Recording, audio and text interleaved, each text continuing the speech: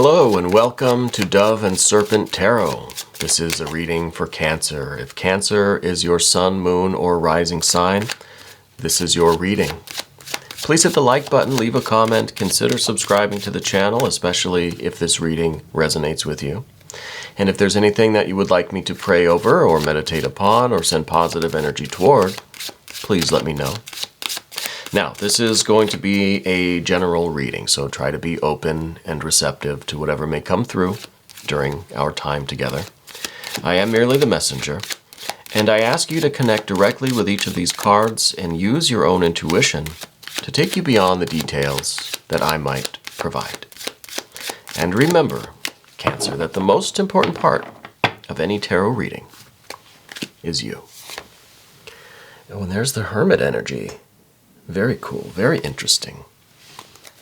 Let's see where this goes. We're going to use our Dove and Serpent spread here. Now, I've got to say, we've got this Devil card. This is the Capricorn energy. And for some reason, Cancer and Capricorn have been really intensely linked up lately in my readings. It seems like every time we have a Capricorn reading, Cancer shows up. Now we're having a Cancer reading, Capricorn showing up. So there's something going on with you and this Capricorn energy. Now, I don't know if it's a shadow thing or if there's some Capricorn in your life that is really an important part of your experience right now, okay? Because the Capricorn energy is all over you right now, okay? And I think that's a good thing, though. Because if I'm just looking at these cards, it seems like maybe they're pulling you out of this Hermit energy a little bit, leading you toward this star, which I think is really nice. Let's do a mystery card, bonus card, confirmation card. We're going to use the Smith-Waite deck for our mystery card. And this is the card that we're going to set aside. We're going to let our alien be the guardian of the mystery card for right now. We're not going to look at it until the very end, and hopefully that card will tie everything together and give us the confirmation we need. Okay? So, major, we've got some air, we've got some water, we've got some earth, some fire, some water, a little more water. Pretty heavy on the water. Now, we already know we've got that Hermit energy, but I want to talk about this Seven of Cups. I think us Cancers have a tendency to indulge in some of our negative feelings, you know. I think that's safe to say. I don't think I'm surprising anybody. When we kind of get into a funk, we kind of stay in that funk, you know. So I kind of feel like you've been experiencing some of this lately, where because of whatever stresses are going on in your life, I think that you've been turning towards those things that typically make you feel better, right? Whatever they may be. I think every Cancer has kind of a different list of their go-tos, you know.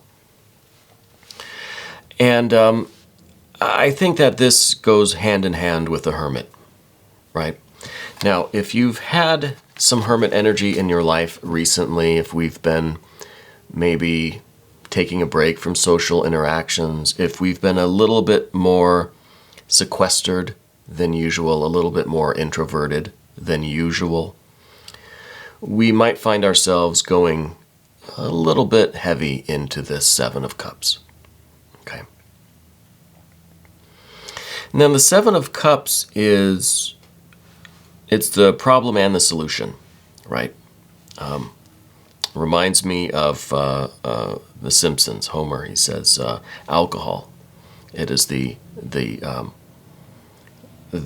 what is it? The source of and the solution to all of life's problems, something like that.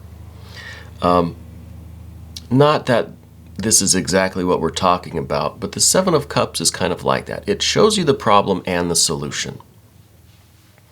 The solution here is in the number 7. It's a very active number. It's a fiery number. And I think that's what we need. We need a little bit of fire. We need something to light us up, to pull us out of this little swamp that we're kind of in, you know.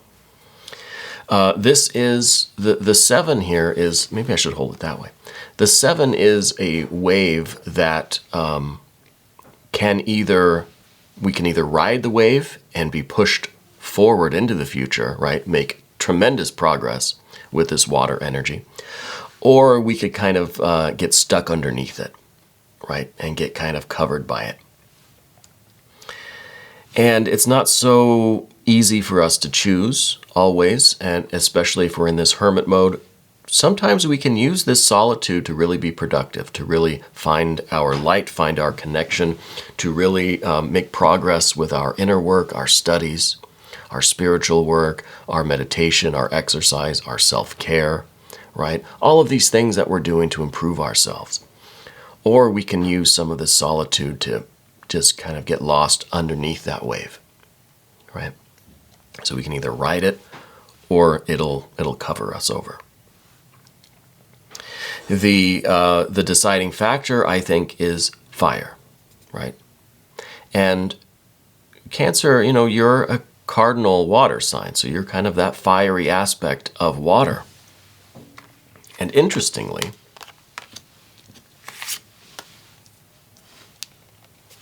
the Capricorn energy is the cardinal earth sign. It's the fiery aspect of earth. So this Capricorn seems like it is bringing the fire that you need to get us using this water in the right way. Okay. Now, this water, again, it could be something like, we're overindulging in food or drink. We're not exercising. We're just, we're kind of doing those wrong things that we know that we enjoy. They're kind of comfortable, but we know they're not really good for us. This is that fire energy that's motivating us now to,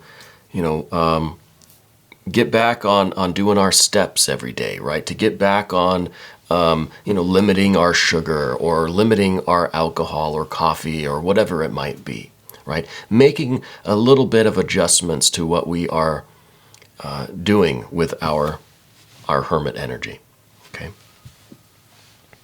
So this devil could be another person. It could be maybe your person, maybe your significant other is a Capricorn. This could be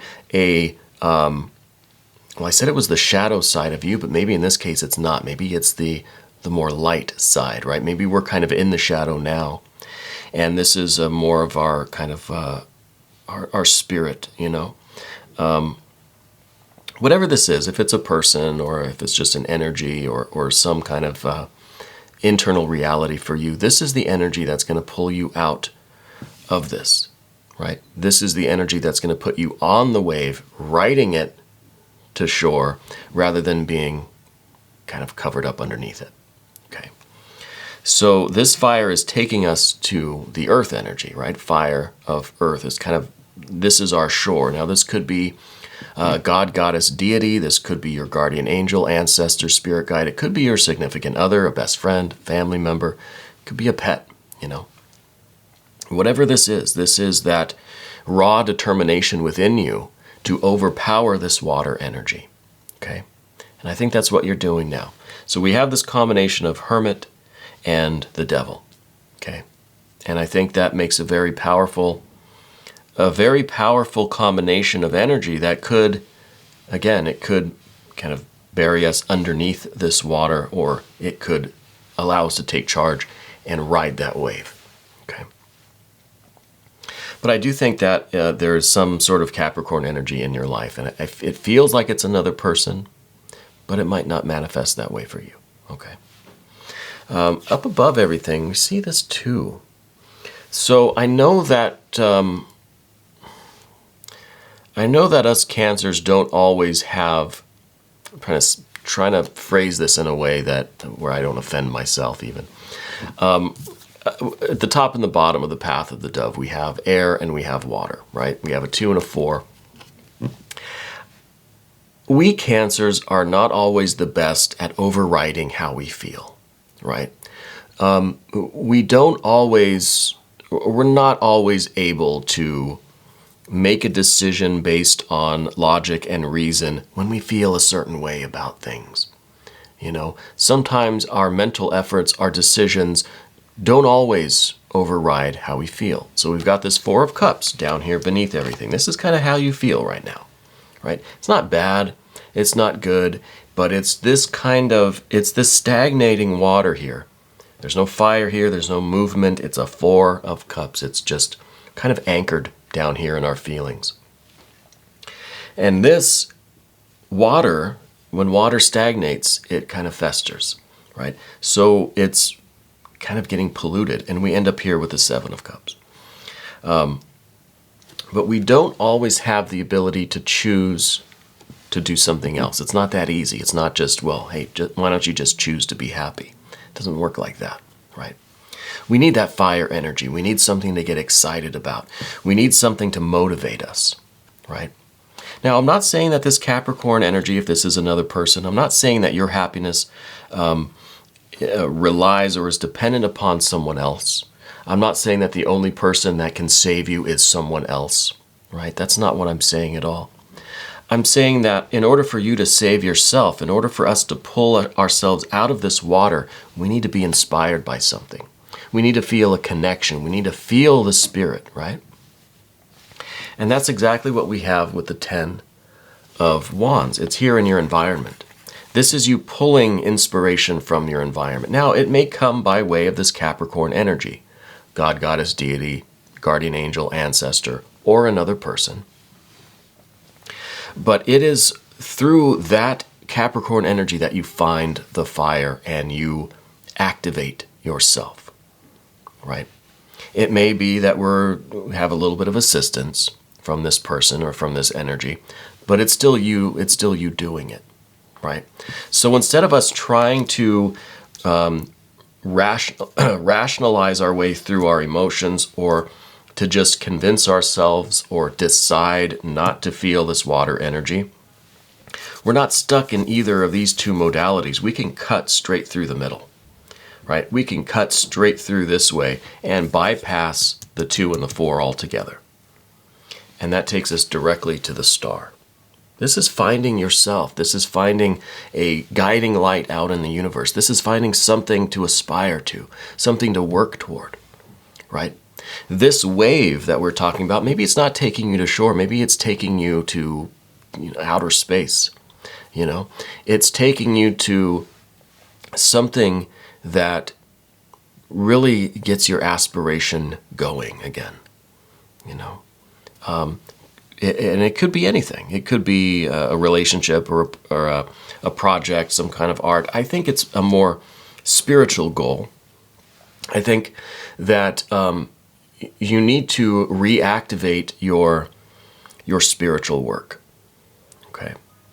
I think that we've been in this water energy, perhaps more or less, better or worse, for a while, and there really is this important connection with the Capricorn energy. Maybe this is something that typically comes about, around in December, late December, or something during Capricorn season. Maybe it has something to do with another person or ancestor, guardian angel, that sort of thing. But I feel like it's intimately tied with your spiritual goals, right? With your ability to kind of get a sense of your destiny, for you to discover, and maybe this is one reason why we're in some of this water energy, because we're having trouble focusing on which star in the company of stars is us, is ours, right? So this is us finding the pole star, finding the North Star in the sky and being able to navigate towards it, right? Being able to get our bearings using this star. Okay. And I think finding that star is you finding yourself, finding your purpose, your path, finding that aspiration again, finding this fire energy that is all around you. We just have to remember how to draw it out of the invisible, ether around us, how to pull it out and use it, to fuel our own progress. Okay. So I think the fire energy is very important. Now, in your general energy, we see a 9 of discs. So I think as much as you have kind of gone hermit, you've still been working very hard, right? You've still, I think, been focused on your earthly goals, I think your career is doing well. You're succeeding at things. You're building your life and your career and your finances and that sort of thing. And, maybe this has been taking most of your fire energy. Maybe that's kind of, it could be why we have a 10 of Wands here and not some other fire representative. Because this is showing two aces, right? But there aren't two aces here. Can't have two aces. You can't commit yourself to two separate things at one time, right? So how do we reconcile our need for our spiritual pursuits and this focus that we have on our career or financial or our earthly pursuits, right? Maybe that's part of the dilemma up here, that we don't want to partake in this kind of struggle because we know that there is no solution to that problem. So how do we reconcile that? How do we pull some energy away from the mundane to give to the spiritual?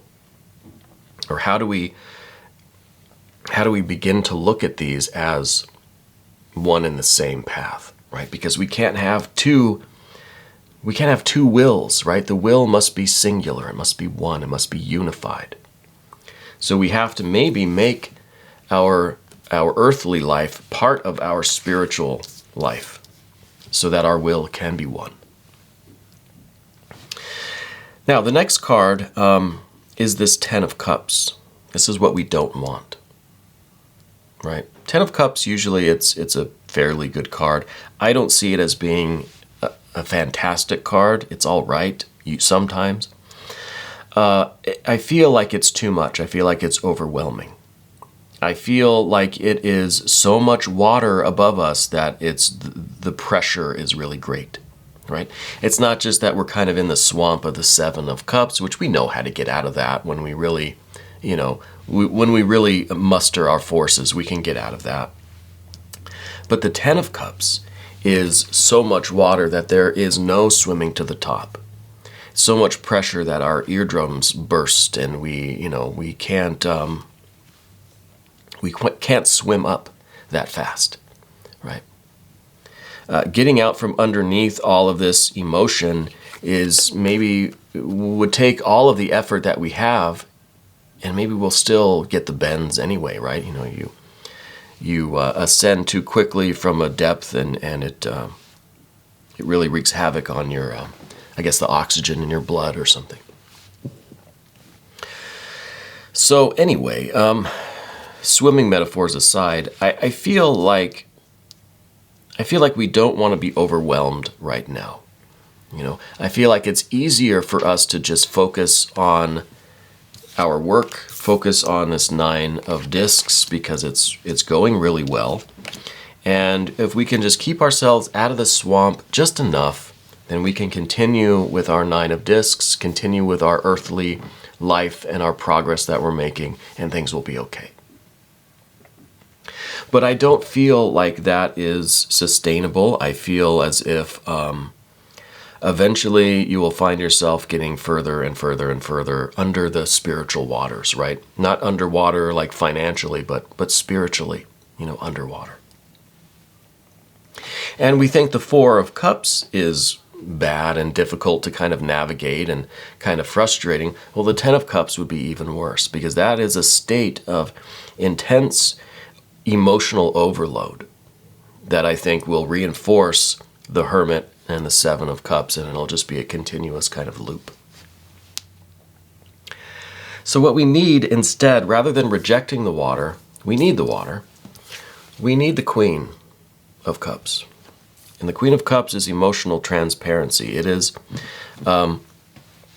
perhaps lifting the veil of this water to find out really what's going on with us. What is it that we are hiding from within us?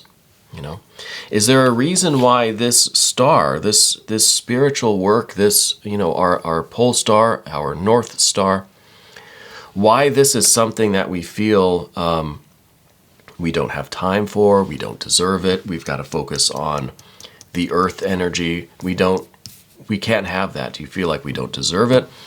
that there's just no room for it. What is it about that that is so frightening, maybe, right? Because we're intentionally not looking at it, right? This veil is kind of keeping that star veiled from us.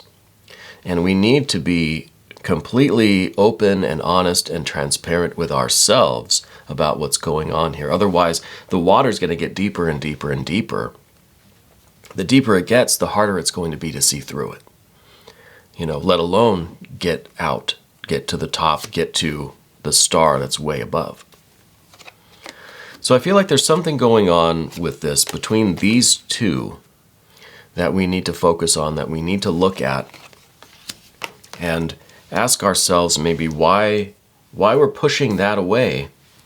Because I feel like it should be a straight shot to this star energy, but I feel like it's not. I feel like all of this water is kind of preventing us from getting here. And it could be that there's just so much water already, right? That it feels almost hopeless. It feels kind of like a futile effort to even try to get to that star.